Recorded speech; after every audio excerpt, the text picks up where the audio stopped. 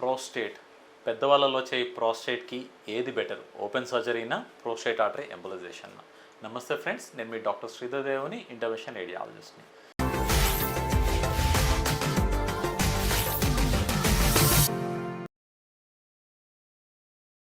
ఇంట్లో పెద్దవాళ్ళల్లో, ముఖ్యంగా మగవాళ్ళల్లో మనం చూస్తూ ఉంటాం, తరచుగా మూత్రం వెళ్ళడం, రాత్రుల్లో నిద్రలో మూత్రం కోసం ఎక్కువసార్లు లెగడం, మూత్రం బట్టల్లో అయిపోవడం, లేదంటే ప్రెషర్ లేకపోవడం, తరచుగా మూత్రం ఇన్ఫెక్షన్స్ రావడం, ఇవన్నీ కూడా ప్రోస్టేట్ తాలూకు సిమ్టమ్. అంటే వయస్సుతో పాటు మన మూత్రం సంచి కింద ఉండే ప్రోస్టేట్ గ్లాండ్ పెరుగుతూ ఉంటుంది. అండ్ ఈ పెరుగుతున్న ప్రోస్టేట్ బయటకు ఎక్స్క్రీట్ అవ్వదు. అంటే పెరగడం వల్ల ఈ మూత్రనాళం ఎలా అంటే, మన మూత్రం సంచి నుంచి బయటకు వచ్చే మూత్రనాళం మీద ప్రెషర్ పడడం వల్ల మూత్రం అనేది బయటికి రాకపోవడం, ఈ కంప్లైంట్స్ అన్నీ కూడా మనం చూస్తుంటాం. అంటే చూడ్డానికి ఇవి యూరినరీ కంప్లైంట్స్ అయినా సరే, దీనికి అసలు కారణం అంతా కూడా వయసుతో పాటు పెరిగే ఈ ప్రోస్టేట్ గ్లాండ్ వల్ల. సో ఒకప్పుడు కేవలం ఓపెన్ సర్జరీ లేదంటే మూత్రనాళం నుంచి వెళ్ళి చేసే సర్జరీ మాత్రమే ఈ ప్రోస్టేట్కి అందుబాటులో ఉన్నాయి. కానీ ఈ ఓపెన్ సర్జరీకి కొన్ని రిస్క్ కాంప్లికేషన్స్ ఉండేదానికి అవకాశం ఉన్నాయి. రిస్క్ వచ్చేసి ఏంటంటే, ఇదంతా కూడా జనరల్ అనస్థీషియాలో చేయాలి. అంటే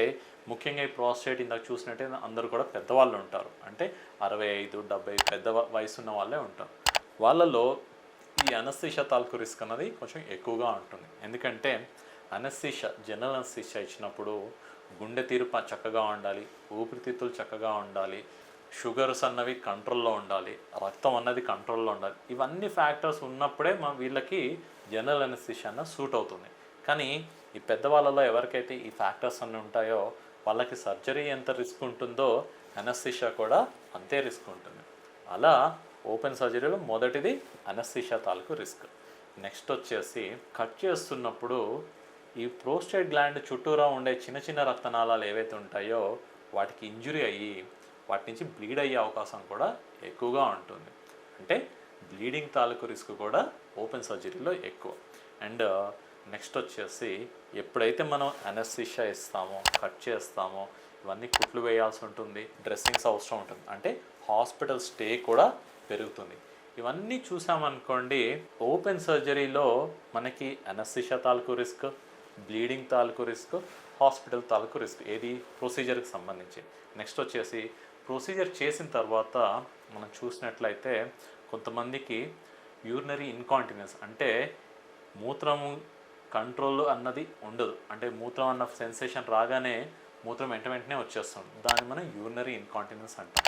కొందరికి వచ్చేసి సెక్షువల్ డిస్టర్బెన్సెస్ ఉంటాయి. అంటే ఎందుకంటే ఈ ప్రోస్టేట్ చుట్టూరు ఉండే నరాలు ఏవైతే ఉంటాయో అవి గనక ఇంజూర్ అయితే ఏంటంటే ఎరెక్షన్ ప్రాబ్లము, కొంతమందికి వచ్చేసి సిమెన్ అన్నది బయటకు కాకుండా లోపలికి వెళ్ళడం, రిట్రోగ్రేడ్ ఇజాక్యులేషన్ అంటాం. ఇవన్నీ కూడా సర్జరీ తర్వాత వచ్చే కాంప్లికేషన్స్. అలా ఈ ఓపెన్ సర్జరీలో ప్రొసీజర్ అప్పుడు రిస్క్ ఉంటుంది, ప్రొసీజర్ తర్వాత కూడా ఈ కాంప్లికేషన్స్ వచ్చేదానికి అవకాశం ఉంటుంది. ఇవన్నీ కూడా ట్రెడిషనల్ సర్జరీలో ఉండే రిస్క్ అండ్ కాంప్లికేషన్స్.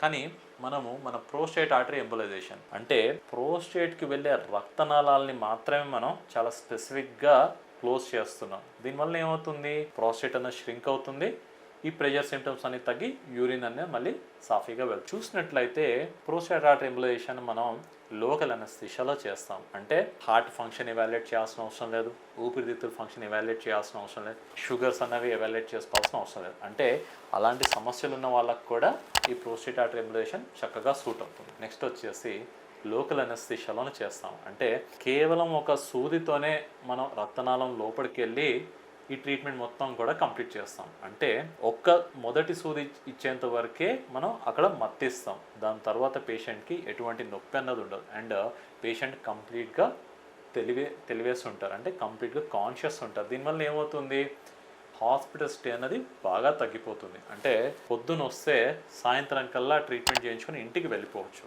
ఎక్కడ కూడా కోత ఉండదు, బెడ్ రెస్ట్ అవసరం లేదు, కట్ చేయాల్సిన అవసరం లేదు. కాబట్టి ఇంటికి వెళ్ళాక డ్రెస్సింగ్స్ ఇలాంటివి ఏవి కూడా అవసరం ఉండదు. అలా ప్రోస్టేట్ ఆర్టరీ ఎంబోలైజేషన్ చూసుకున్నాం అనుకోండి, సర్జరీ రిస్క్ ఉన్న వాళ్ళందరికీ కూడా చక్కగా సూట్ అవుతుంది.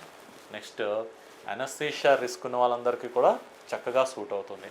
హాస్పిటల్ స్టే చూసుకున్నాం అనుకోండి, అది చాలా తక్కువగా ఉంటుంది. నెక్స్ట్ వచ్చేసి ప్రొసీజర్ తర్వాత మనం ఈ ఆర్టరీ ఎంబోలైజేషన్లో కేవలం రక్తనాళాలని మాత్రమే టచ్ చేస్తున్నాం, అది కూడా ప్రోస్టేట్కి వెళ్ళే రక్తనాళాలని మాత్రమే క్లోజ్ చేస్తున్నాం. దీనివల్ల ఏమవుతుంది, పక్కనున్న ఎటువంటి స్ట్రక్చర్ని కూడా మనం టచ్ కూడా చేయట్లేదు, అంటే వాటికి డ్యామేజ్ అయ్యే అవకాశం కూడా లేదు.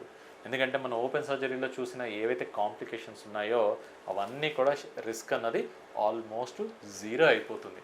అలా ఈ ప్రోస్టేట్ ఆర్టరీ ఎంబోలైజేషన్ ఏదైతే మన కొత్త టెక్నాలజీ ఉందో దీని ద్వారా ఈ ప్రోస్టేట్తో ఇబ్బంది పడే వాళ్ళందరికీ కూడా మంచి రిజల్ట్స్ ఇవ్వగలుగుతున్నాం. Thank you.